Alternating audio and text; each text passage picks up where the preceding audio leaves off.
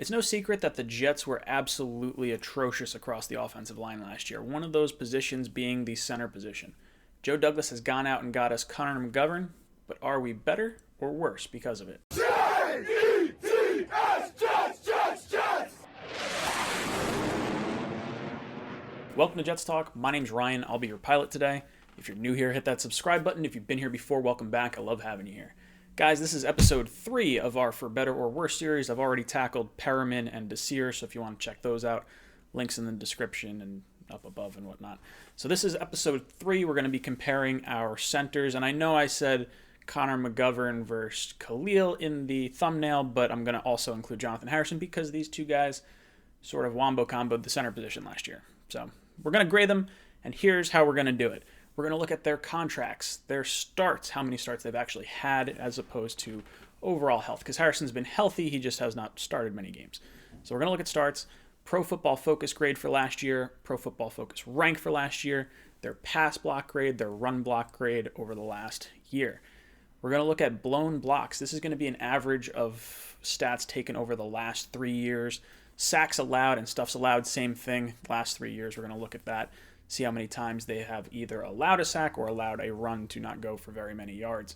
In terms of penalties, we'll look at the last 3 years, but I'm going to include all penalties called against them, not just the ones that were accepted, because that's going to skew some of the statistics here, and I want to make sure we account for all sorts of variables. So without further ado, let's jump right into the grading. We have Connor McGovern. He's 6'4", 306 pounds. Ryan Khalil, 6'2", 300 pounds, and Jonathan Harrison at 6'4", 300 pounds.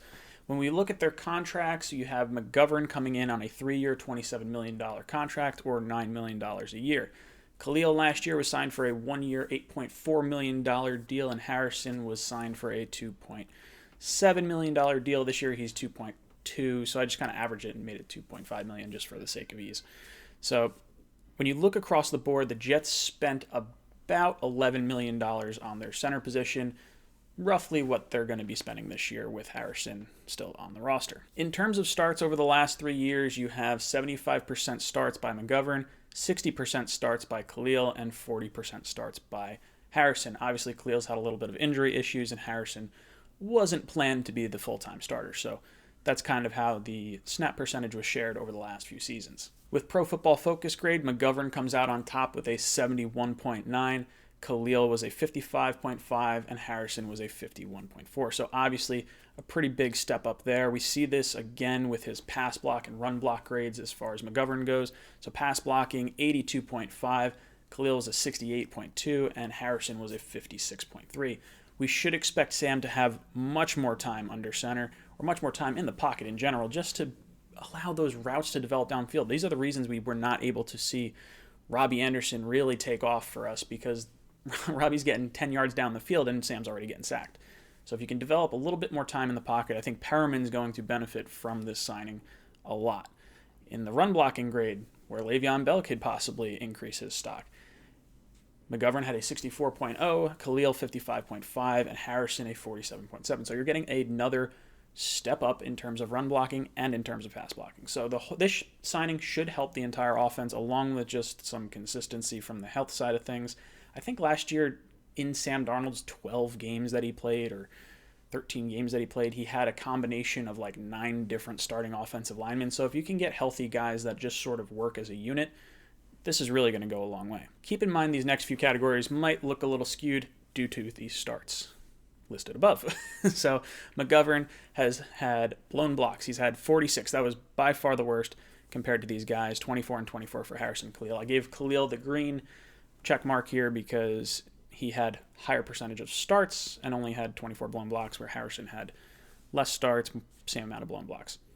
With McGovern, you got to take this with a little grain of salt because it's not a perfect system, because offenses that could be running the ball more could have, or not running the ball more, but could have more offensive snaps. So teams like the Broncos that have succeeded in running the ball could potentially have more blown blocks because he's just had more opportunities to have snaps. So there's a little bit of room for error here, but it doesn't look too good for McGovern in terms of holding his blocks. When we look at sacks, similar numbers, kind of skewed away from McGovern. He's had 8 over the last 3 years. Khalil had 5.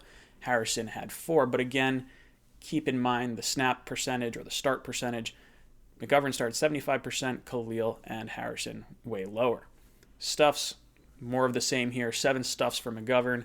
Khalil had 3, Harrison had 4. So again, if you kind of extrapolate this upward, they're probably closer to even than what I'm actually getting at here. In terms of penalties, these guys are still pretty similar, but I'm still going to give the nod to McGovern, even though the numbers sort of say otherwise. So in the percentage of starts that he's had, he has 8 penalties that have been called against him. Khalil has 7, Harrison has 8.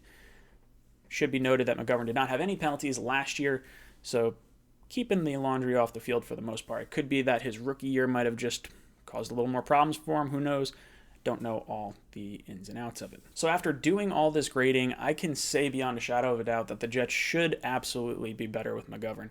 You have the 11th ranked center coming from the 34th and 37th. So when you have 32 teams and your centers are ranked 34th and 37th, something's probably wrong.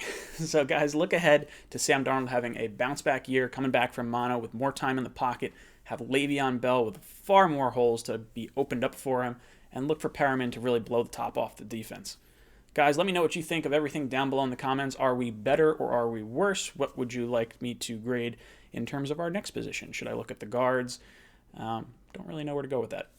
Let me know in the comments down below. And as always, go Jets.